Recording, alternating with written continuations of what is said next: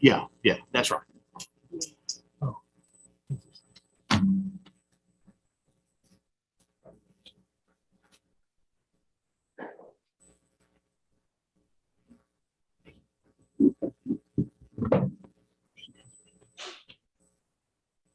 Okay, we should be good.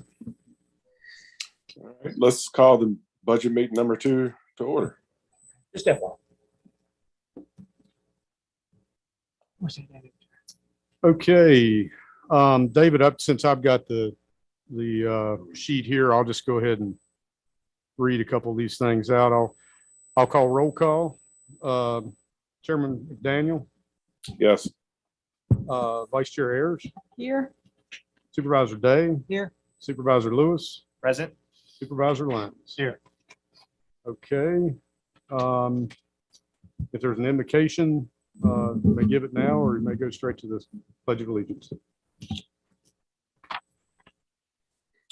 Mr. Day, would you be able to provide an invocation for us?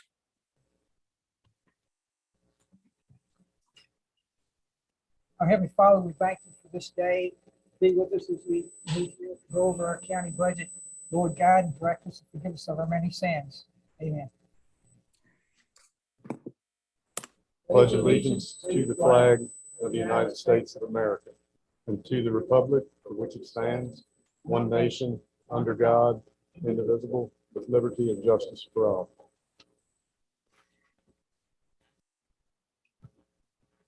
Okay, I'll just go ahead and make the announcement per the Governor of Virginia, Executive Order 72, persons who have been fully vaccinated for the COVID-19 virus are not required to wear a mask. Are there any opening comments that board members might have? Spencer, I'd just like to say I'm sorry I'm not there in person. I had planned to be, but hopefully Monday I'll be back. But also just wanted to thank you and John and the staff for the enormous amount of work and time and effort that you put into the budget so far.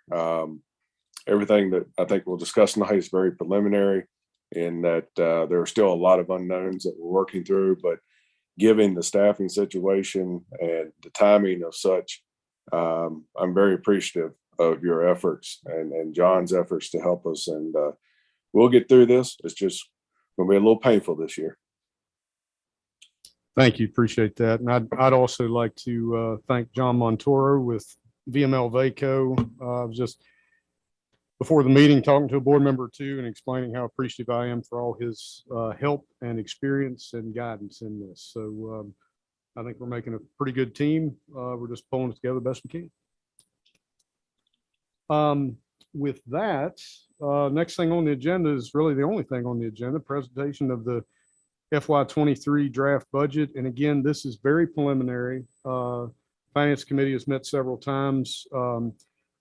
I met with most of the groups or individuals that are included in this budget, went through their budgets. Some of the requests were reduced somewhat. And again, when I say most, typically meet with constitutional officers, department heads, judicial, et cetera.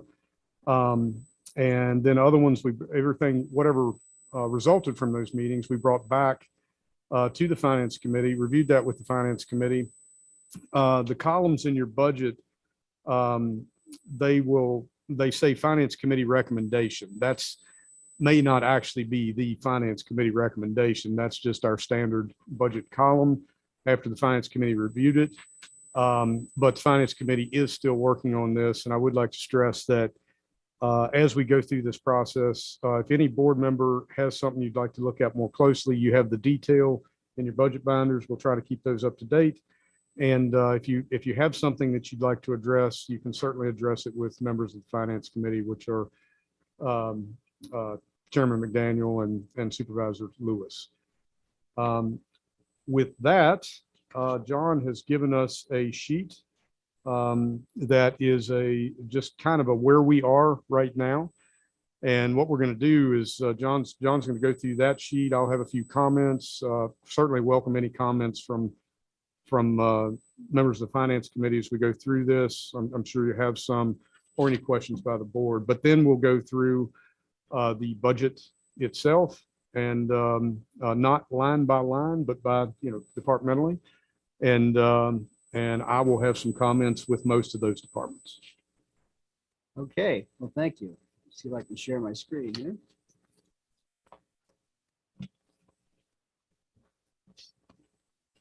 All right. So right now, the Finance Committee has met for at least 3 times in the last couple of weeks to go over the department requests budget. And at the present time, this is, I guess, a draft budget that the Finance Committee is showing this week, for this meeting. We have total revenues of $50,778,000, which is $1.2 million more than last year. Expenditures are $51,900,000, which is $2.3 million more than last year, which has created a current gap with this budget of $1.1 million. So I just wanted to go over what things are included in these numbers and which have yet to be actually incorporated into these numbers. There is a increase in the VRS retirement percentage for all county employees, and that has been incorporated into these numbers. We've estimated the health insurance increase at, can't remember, was it 10%? It was 9.8%. We just put in 10%. And sorry, I'm getting a call that could have something to do with whether or not people can hear us. So Okay, Do we have that page? I don't know. Yes, we do. It's on the third, should be, it's the next page. Turn it over right. Okay. All right, thank you. I thought he was starting in these, okay. This page, it's probably possibly here. I've got my mic off on the computer. yeah, you might want to just get closer to, or pull the microphone over closer to you. This one's here. Okay, Yes, it was, we just rounded 10%. That has been applied through the budget. And so that increase is included in this budget, that your draft budget you're looking at. We are hopeful that will go down a little bit. So that was conservative. That was a conservative estimate. You don't expect it to be more than that. That was. I don't expect it, but we don't have anything for sure yet. This was the recommendation of the number to put in from our benefits consultant. and we have small increase in the transfer, the annual appropriation to the school operating fund, of about 250 million that's included in these numbers. 244,000. 244. Right. Did I say million? Yeah, you did. And No that, comment. All right. and that increase, I believe, Chairman McDaniel, you might have some input on that. Yeah, if you want me to speak to that, Spencer, I've discussed it with Superintendent of Schools, Dr. Thompson, and they're working off of the budget that Northern had presented. They don't have any updates at this time from the House, Senate, or Yunkin. So, their numbers could completely change in a matter of a couple of weeks. But the main reason for that increase is their health insurance. And just like Spencer just said about our health insurance, the preliminary numbers are always higher than what they actually come in at. I think right now they're based off, their preliminary number was around 20%. And that's typical for January of every year. And typically through negotiations, and once they get more details, typically that number comes down to somewhere between 8 and 12% as far as an increase. And based off of Northern's budget, if it were to come down to 11%, it's a possibility they wouldn't need any increased funding. But once again, that's all preliminary because the entire budget could change based off of the House, Senate, and Yunkin. Thank you. Okay, so that's what's included. Now, what has yet to be incorporated into these budget figures are any adjustments. The personal property taxes are really budgeted at flat, which is obviously not what's going to happen with auto valuations going up anywhere from 40% or more.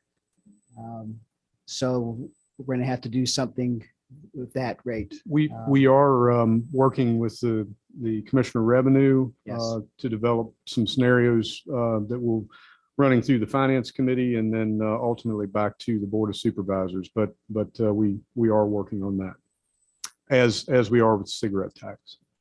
I'm sorry, yes, sir, to the Commissioner of Revenue, as there's nothing final about that. I don't think there's any doubt that the vehicles are appreciating. So we're trying to figure, what that might be and see what impact that could have. But we really don't know exactly what that is. And just as Mr. McDaniel spoke to the schools, it's a frustrating time to have to do this with the information from the General Assembly, which they're also struggling with, trying to predict what this is. But it's the usual part of the cycle where we just really don't know. But we're trying to gather all the information we can and work with the commissioners, the Commissioner of the Revenue. And I guess this year's even more strange with vehicles continuing to appreciate. So I'm trying to get a handle on that. And Don, would you like me to speak to the next piece? Or Sure, go if you ahead. like, go ahead. So I mentioned the cigarette tax. We're going to plug a number for that as well. So that should close the gap a little bit. And as far as the some things that were not included. So as the board knows, we contracted an outside consulting firm to look at our salaries and compare our salaries with those in the region and our competitors. And so Heidi Hoke, our HR manager, has been putting a lot of time into working with the consultant. They're probably 3/4 of the way through everything. They've got some preliminary numbers. And ultimately, I wanted to bring kind of a high-end estimate on what that could look like. And it's in the neighborhood of if you all in to do market adjustments and provide an increase for staff, for all staff, you're looking at in the neighborhood of $600,000 that is not included in this budget at this time. And then finally, the 911 budget increase that you see on the screen of roughly 277,000. I just had, I'm on the Regional Emergency Communications Board, and we met this morning and got the first cut at the budget, the first look at the budget.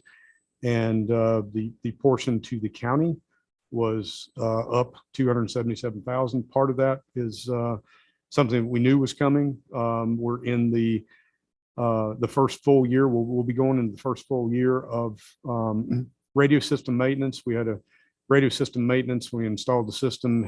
Was basically we paid for the maintenance for the first 3 years under warranty up front, and we're moving into the fact that we are now paying for the next 7 years.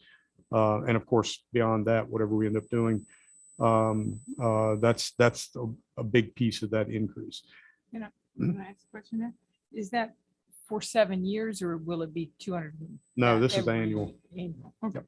Now, that's not all of it. I mean, that is a chunk of it. I don't have the number off the top of my head, and there's, some other increases involved there with software and different things. But that is not a final number yet. We still need to take a swing through it with the 911 board and see if there's anything that can be changed there. So in summary, this if you added the increase for the 911 budget, you'd go from the 1.133 up to about 1.4 million. And if you added the additional top end, and I say top end, roughly $600,000 on compensation, then that takes you to about the $2 million gap. That's about where we are right now, if those things are included. Now, like I say, we got a lot of work to do. And the next Okay. item, go ahead. I was going to say the next item, want to go through the department budgets? Yes. Okay.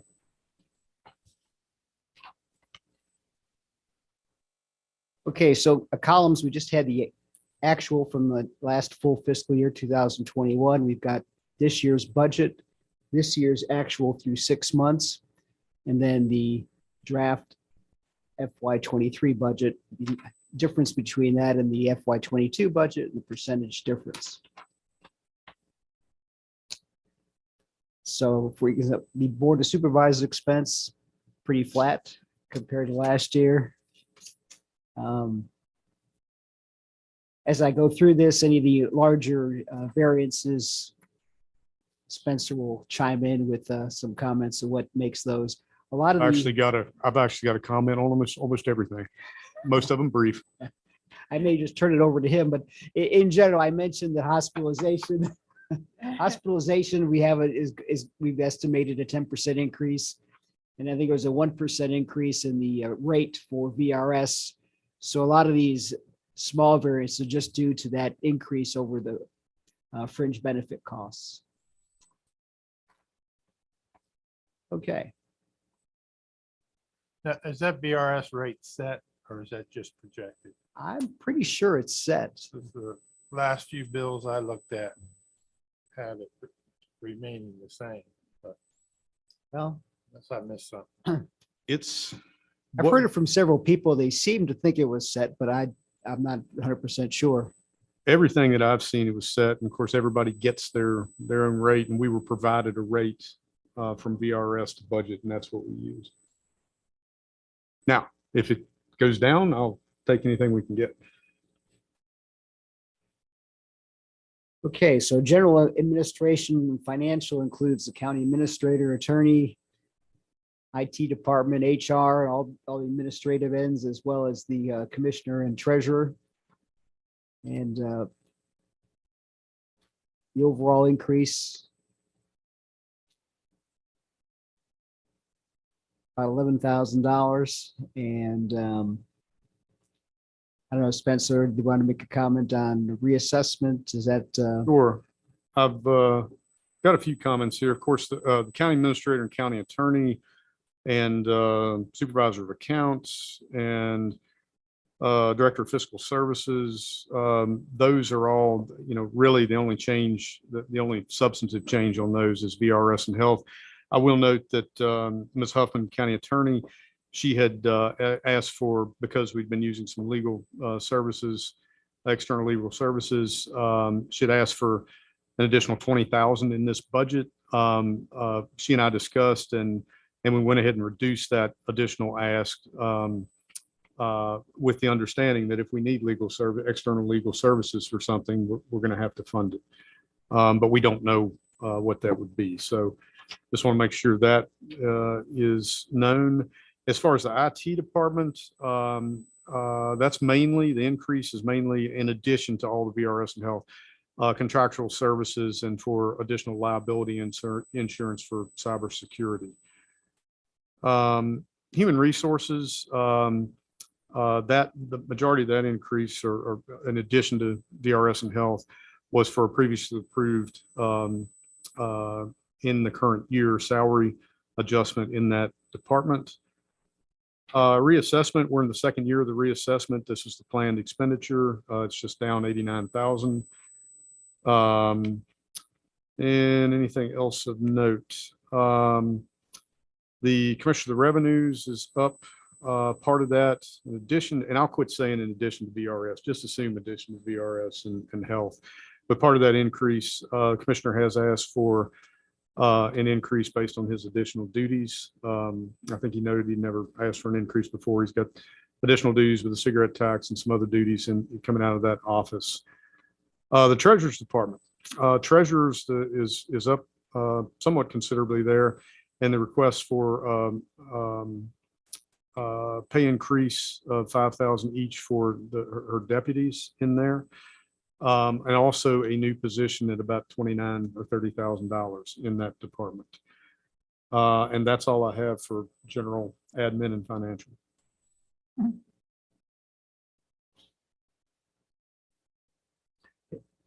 No questions? We'll move on. Registrar, I don't know if you had any comment on that. Yeah, I got a couple notes here. Let's see. I spelled something wrong here, but anyway, the part of this is down $39,000 for her poll books, but there was an increase that was in her salary. There's a revenue associated with it, and she is also, and there's a revenue associated with the state last year gave an increase to the registrar position, and she is asking for an increase for her deputy. So are we looking at these people when they request pay increases? We're not gonna look at them again when we look at other raises for everybody else, or? These are separate requests. Right, so, but what I'm saying is then when we look at pay raises, are we, $5,000 for a deputy, what percent is that? I mean, is it, let's just say if it's more than 5%, then how are we gonna, if we start saying, okay, our treasurer are worth 10%, but everyone else is only worth 5%. I think we should look at all pay raises at one time and not, we don't have them included in other parts of the budget. We ought to remove them until we start looking at the increases. Because we have two parts. We have to study how much we're out of whack with paying through the Berkeley group, right? An assessment of what we're currently paying. And that's for county, for the positions under the purview of the Board of Supervisors. So what, if I could summarize this whole thing, I thought it was important to leave these requests in so the board could have full visibility on these requests. But I understand what Supervisor Lyons is saying, that trying to keep them in line with whatever the board ends up possibly doing with our staff. Is that? Yeah, but I wanted you to have some visibility. The increases that would be requested for staff under the purview of the board, we wanted to summarize those so that we give you a magnitude, an order of magnitude, rather than going through and putting them in each individual budget. After we get an order of magnitude, we could go back in and plug those numbers into individual budgets. Because I would think that we would be making a decision about what the Berkeley group has to say about our wages before then we apply the 5% or a 3% or a 2% over everyone. Is that? Yes. Okay. Another aspect to Ms. Ayers' point of, trying to compartmentalize these is back to the sort of unfunded mandates of the comp board deciding that the constitutional officers need more employees or not. So there's that aspect as well of how much staff they're required to have. So the registrar, with the number of elections and the way the procedures for elections have changed, could require more staff than what we currently have. So it's just another aspect that, yes, we're studying. And we'll put it all together. But preliminarily, I agree with Mr. Suter. We needed to have it shown so that we're all aware. Are any of the positions in the treasurer's office other than the treasurer paid for by the comp board? Yes, there are some, but it's not. It's just two, I think. Yeah, I think there's just two. And yeah, and remember, they're not always fully funded when they're. My next question, Yeah. are those two fully funded by No. the comp board? no, I don't believe they're not full cost.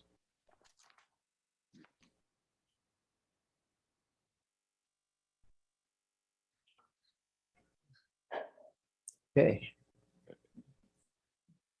One of the other things too, as we go through this, I mean, the finance committee has met on several occasions, and we've had discussions on potential cuts, potential additions, potential changes to expenditures and revenues and all. But like Mr. Suter just said, I wanted to kind of present in its basic form to the full board and let everyone have a chance to digest the request, and then get back to the finance committee with their recommendations of what they think should happen to try to narrow that gap. So there have been discussions about some of these line items within the individual budgets, but we just didn't want to change anything with it being your first look at it, and we wanted your input.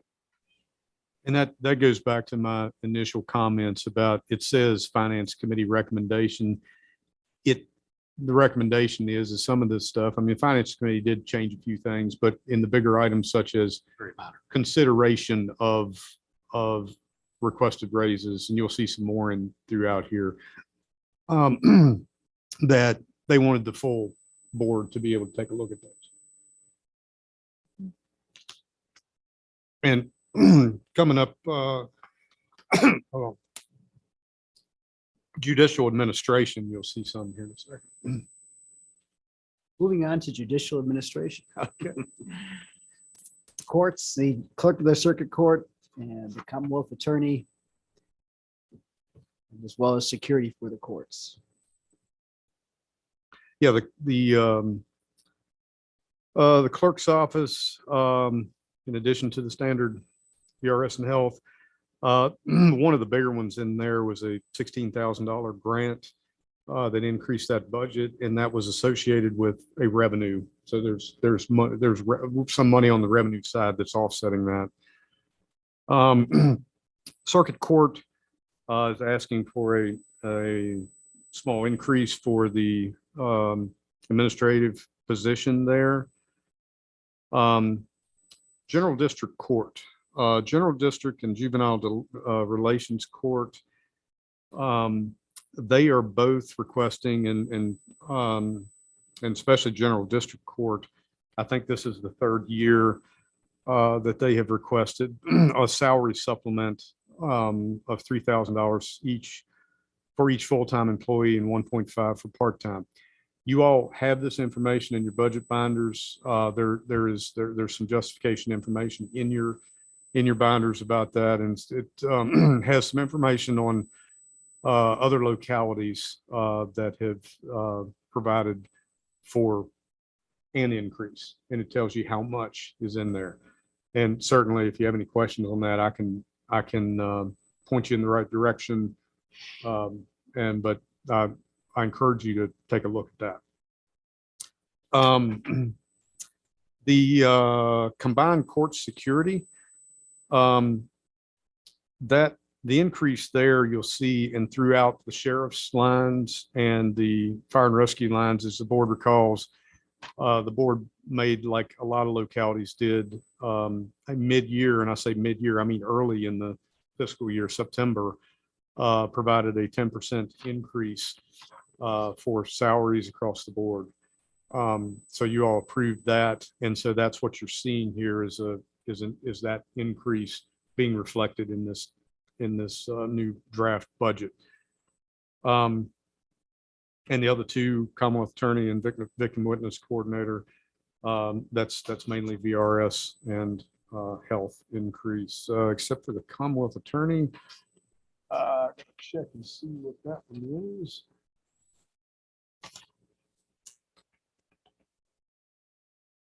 Oh, I believe the Commonwealth Attorney, There's revenue. there's revenue associated with that. I didn't have that in my notes, but yes, there's revenue associated with a big chunk of that.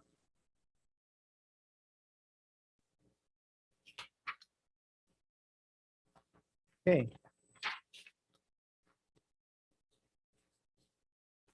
Public safety. Total budget for all departments is 11.8 million.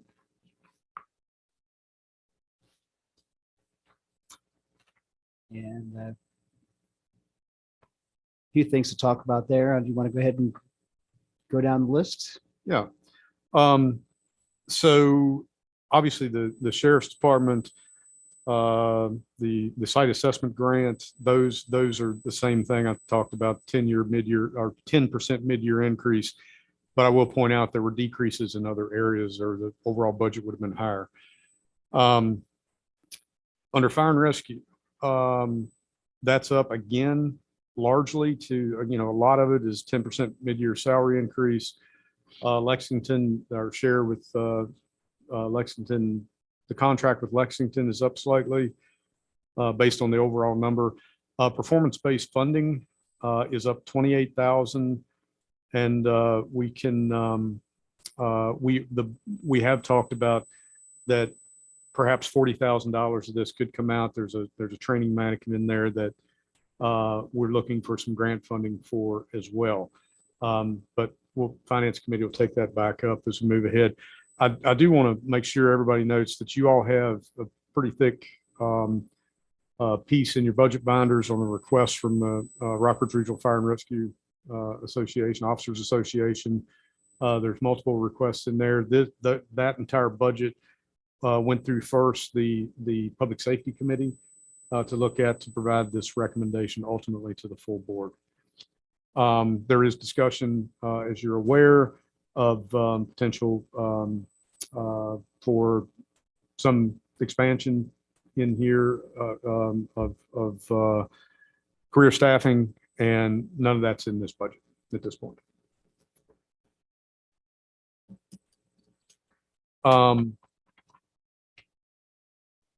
Okay, and then you hit the consolidated dispatch, and like we said, that number is not included in this budget. It's roughly 277,000.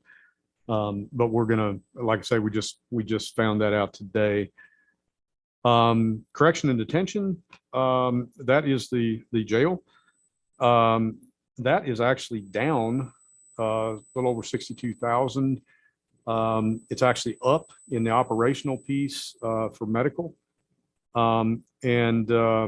But the capital is down. We had $255,000 in the budget last year. A good portion of that going toward the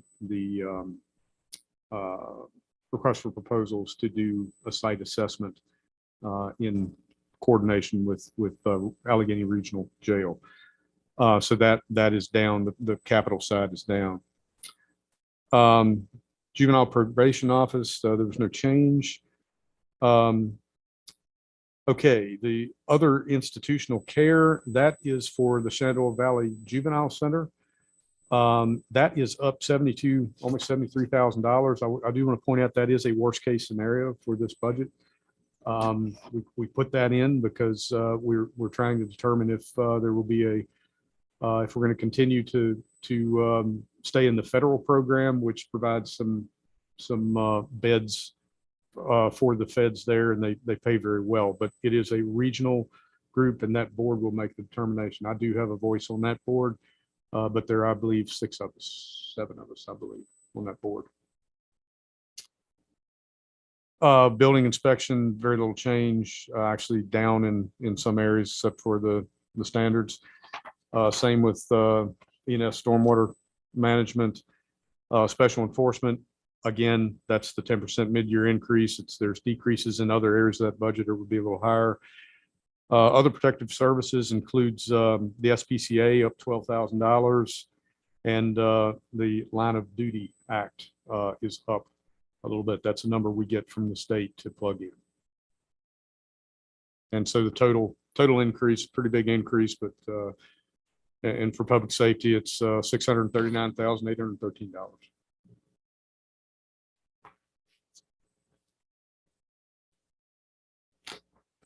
Okay. Moving on to Public Works. Total Public Works, $3.6 million, up about 84,000 in total. Yeah, just a couple notes I have on this one.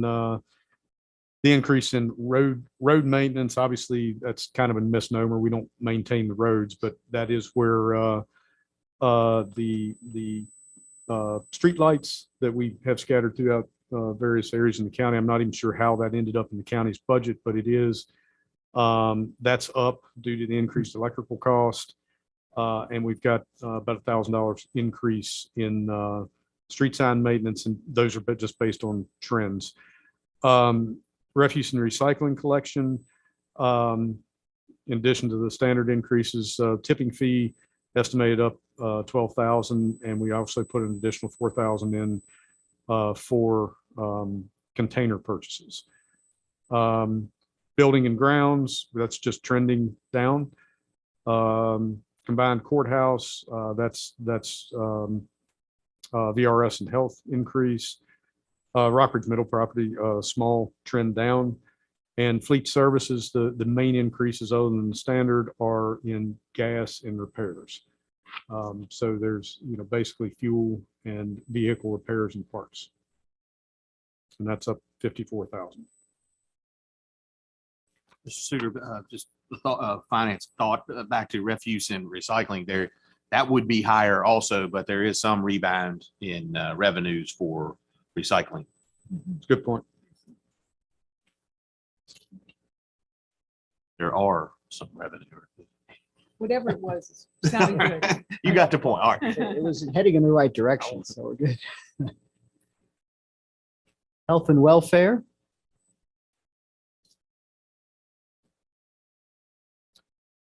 Yes, hold on just a second. I want to keep up so I don't have to flip too much at one time if I need to get to something. Okay.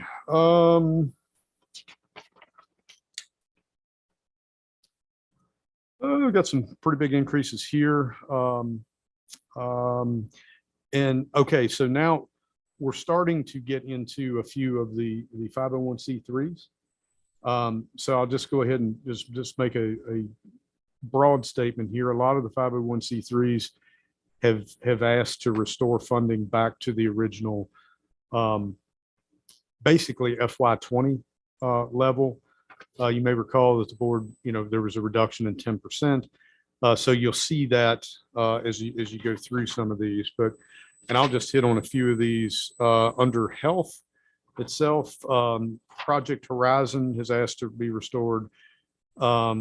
There is a slight increase in our contribution to the Virginia Department of Health, and that's by formula. Health centers asked for a small increase of $600. RATS has asked for $6,500 for an ambulatory van.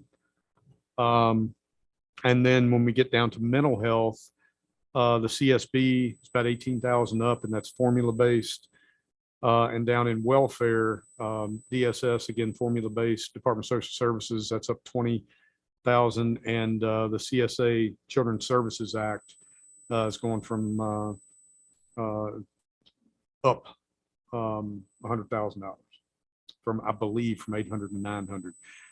TAP, Total Action for Progress, Habitat for Humanity, Blue Ridge Regal, RAH, they have all requested increases basically to the 2021 levels. And there is a request from Vail, the independent living for $2,000. So the overall total is about almost $150,000 in that area.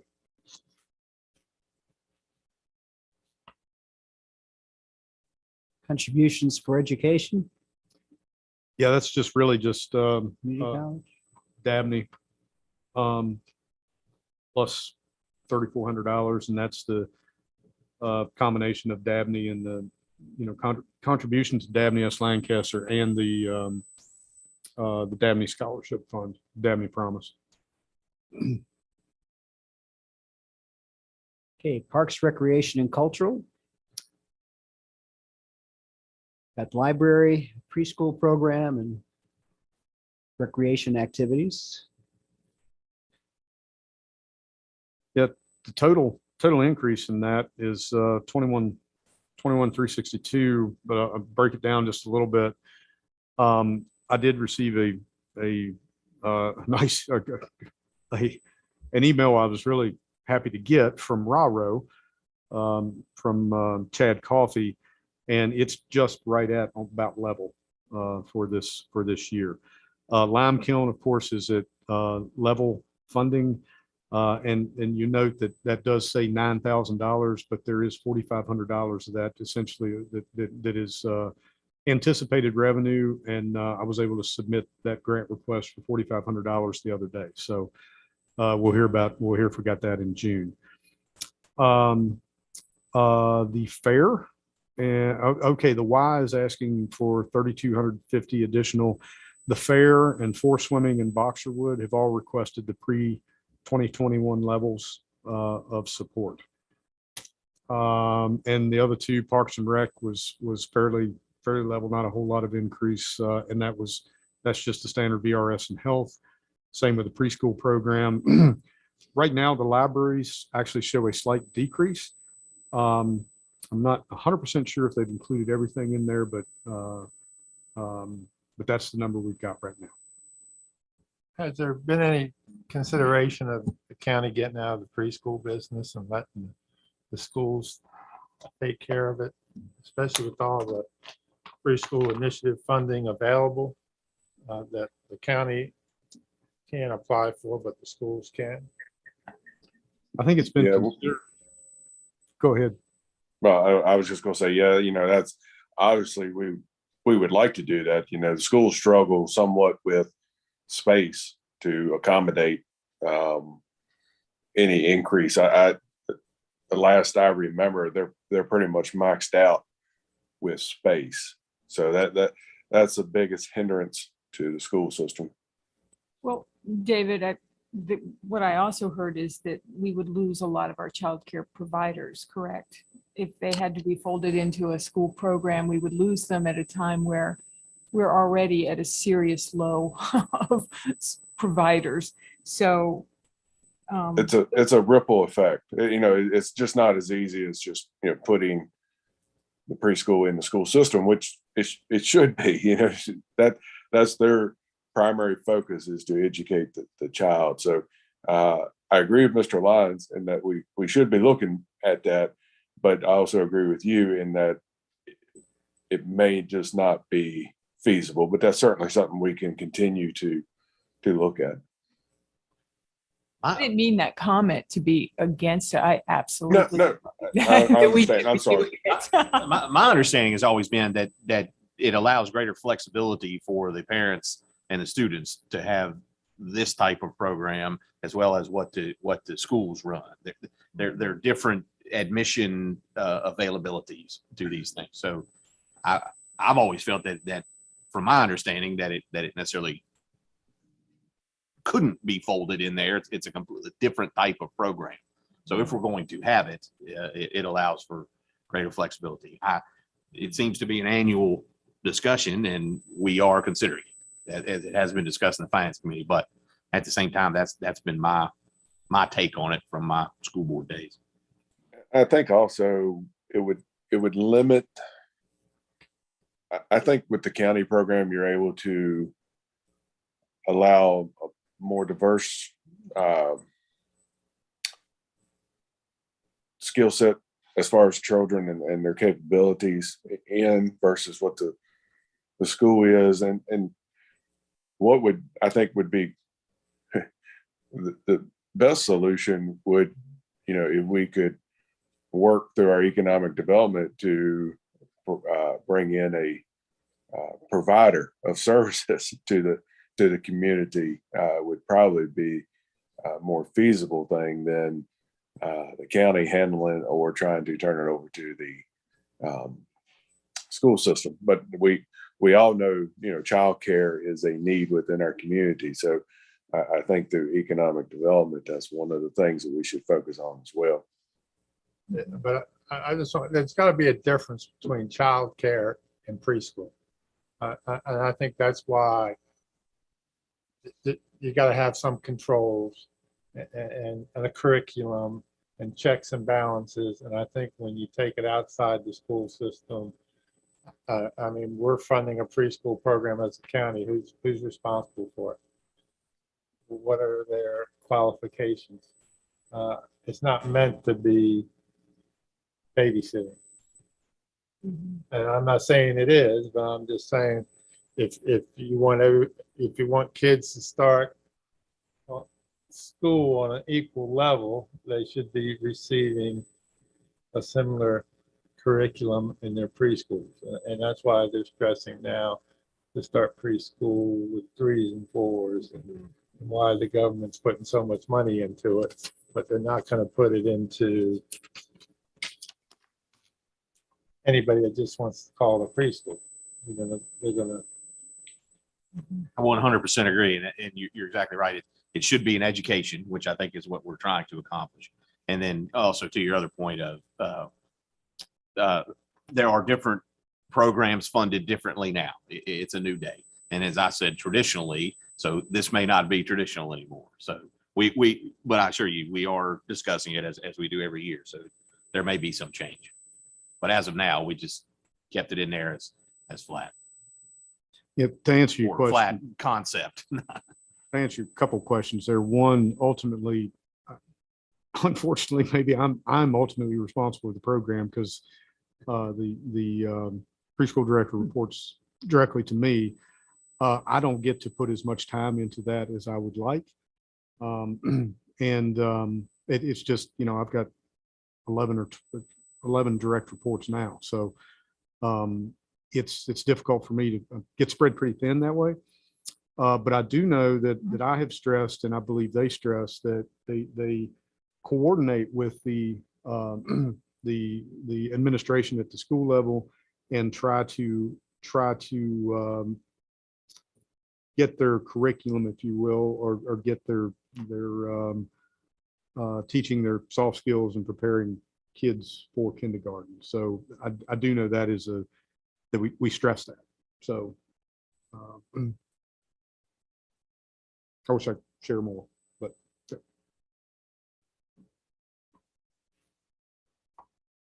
Okay. Community development.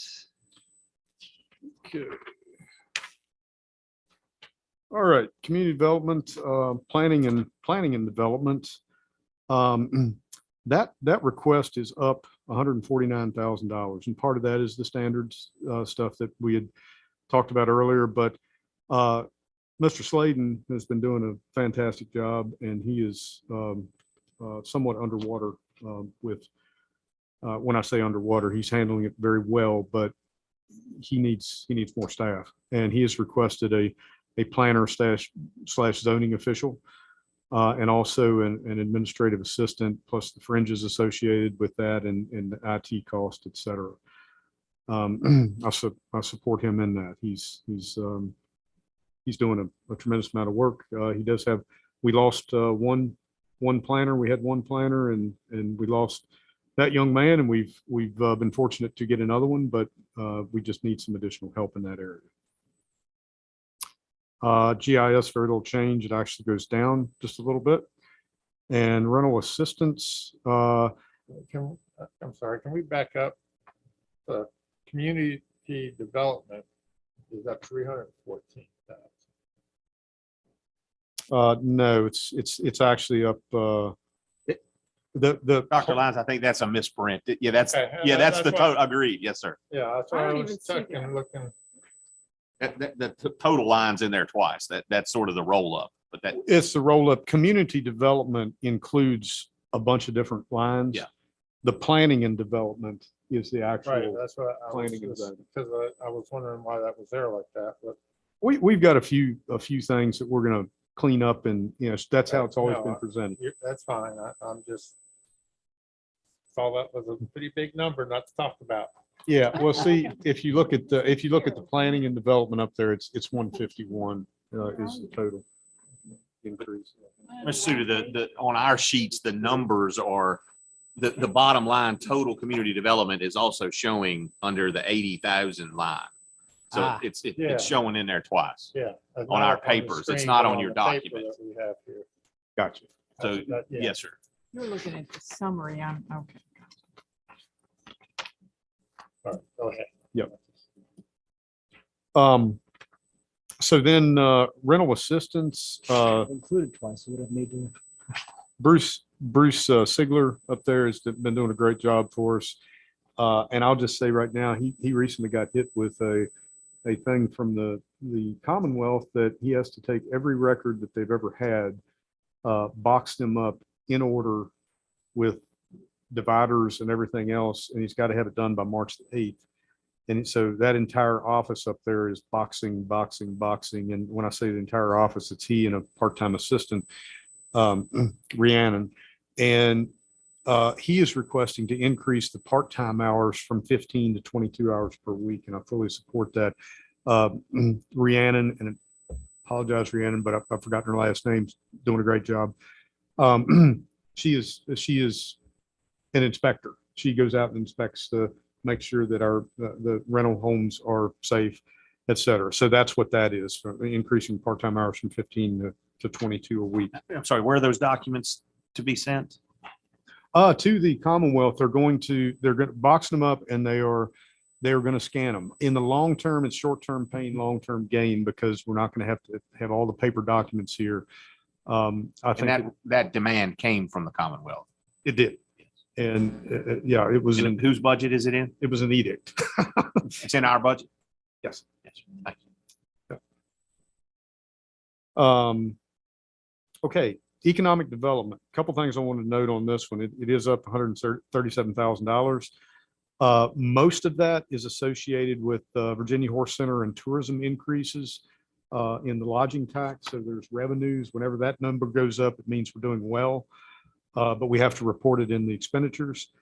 What is not included in that, the board had approved last year's budget, 2 positions.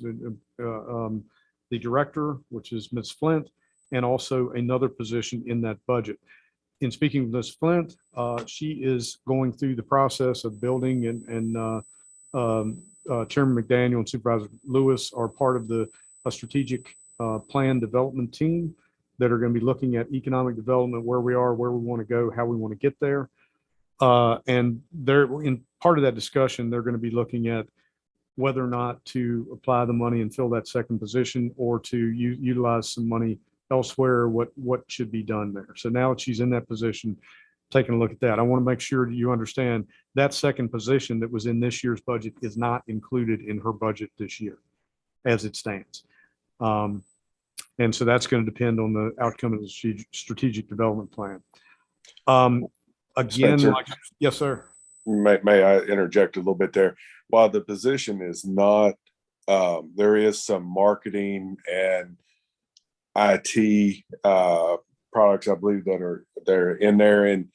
And what Ms. Flint has told the steering committee on that is, she believes that the IT aspect of it and the computer programs and stuff like that can be as beneficial as a person and help her perform better at her job.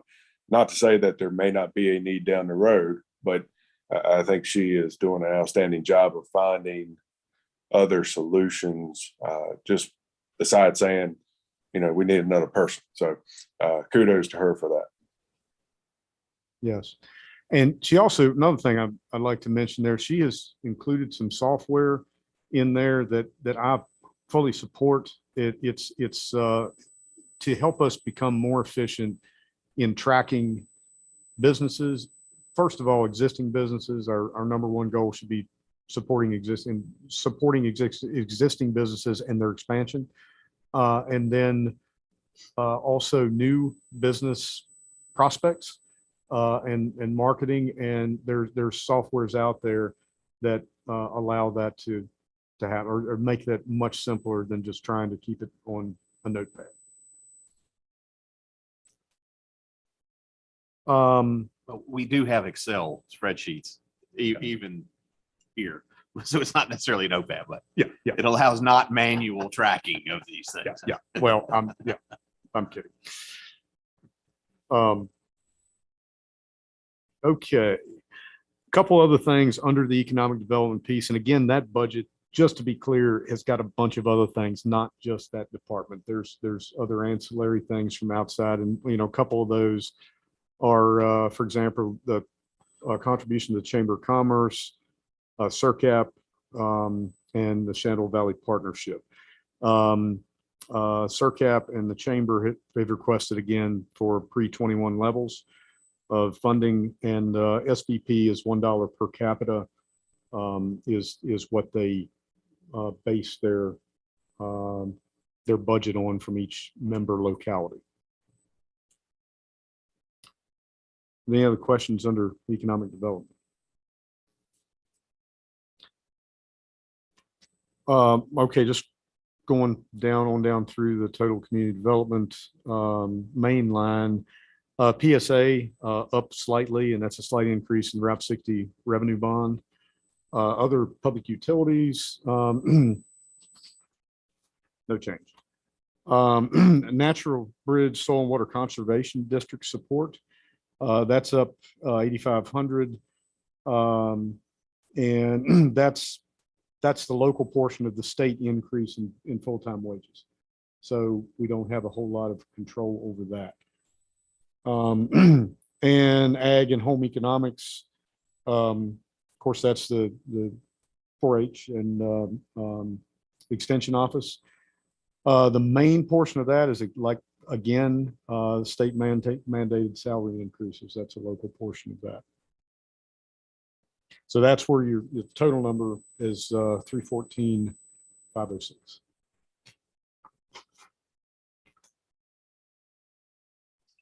Spencer, with the ag and home ec, with the 4-H, there were some promotions with the people that we have here, right? That led to those increases. Correct. I can tell you, I know, I believe Megan was one of them, and I will tell you in just a second. Now, you don't have to be exact. I just wanted the rest of the board to know that, because of the work of our agents and their training and leadership, they've been promoted throughout the state agency. I guess I'm not sure I'm saying that correctly, but they're better for our kids and everything. So there's some pay increase that came along with that promotion through the state. Yes, they're, let's see.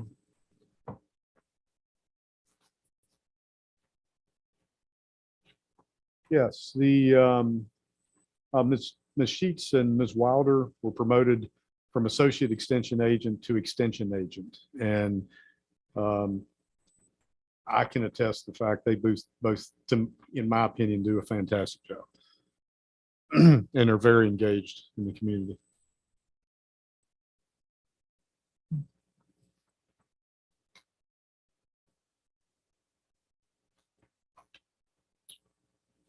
Okay. All right. Moving to the last two sections here. Non-departmental and transfers to other funds. Got the again, as discussed in the beginning, 244,000 in the school operating fund. Again, that's most of that is we believe is attributed to the current estimate for health insurance increase that we hope will come down. School debt fund, very little change there. And other non-departmental, wait a minute. Oh, I'm sorry. I already bounced down here. I got to transfers to other funds. Sorry. So I'll go back up to the non-departmental revenue sharing with Lexington. Yeah, that one. Small number. Yeah, that number's up. When that number is up, it means we've had a good year. Because they get a percentage of our taxes and or of our revenues coming in, and of those, there's certain tax revenues that they get. I think you all pretty well know how that works, but it's up to, the estimate is up based on trending about nearly $260,000. Other non-departmental, what that is for some fringes or costs for fringes and various contracts. For example, for the Affordable Care Act reporting, that was a mandate didn't really come with any funding that we have to farm out. Health savings account administration, COBRA administration, that type of thing that we work through our, that we have firms do for us that reporting. On debt service, the main change is for the 2013 A courthouse bond, $146,000 of that number was for that bond in the debt schedule. And we've got the same $50,000 of contingency in there. I think our budget's getting to the point where I think $50,000 is a bit small on a $50 million budget. But again, we don't have a whole lot of room, as you can see in this budget. So we just left that the same.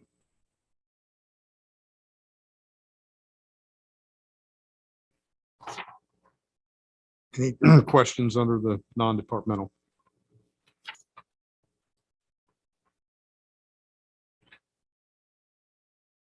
And then the last section is the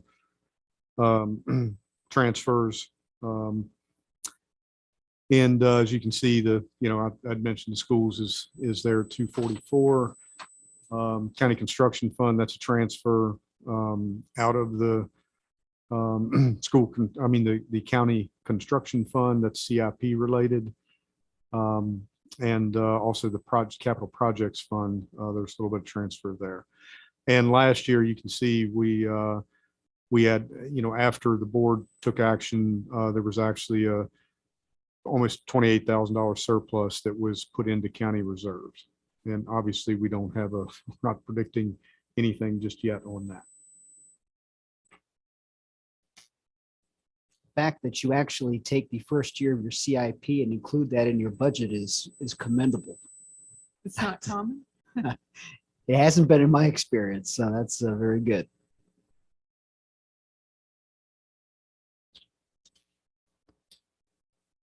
And that is a first look at the budget so far. I would, as I said at the beginning, I would highly encourage board members to look at this, ask questions. If you have suggestions or anything you'd like to dig into a little bit deeper, contact a member of the finance committee or me, and I can work with John on this. John,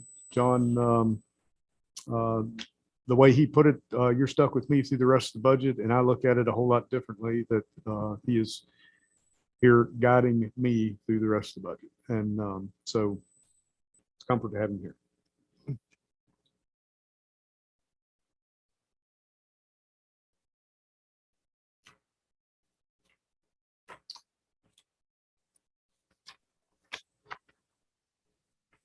Is there any other? We got a lot of work to do. I'm sorry, did I interrupt you? No, I was just going to ask if there was any other comments or questions, or if you had anything else you wanted to touch on. No, just continue to bear with me. Again, you've been put in a difficult position, but certainly appreciate your time and effort, and certainly appreciate John, and look forward to hearing from the board members with your thoughts and questions, and we'll keep working at it, and eventually we'll come out of this with a balanced budget. If there's no other comments or questions or anything, is there a motion to adjourn? So moved. Second. Second.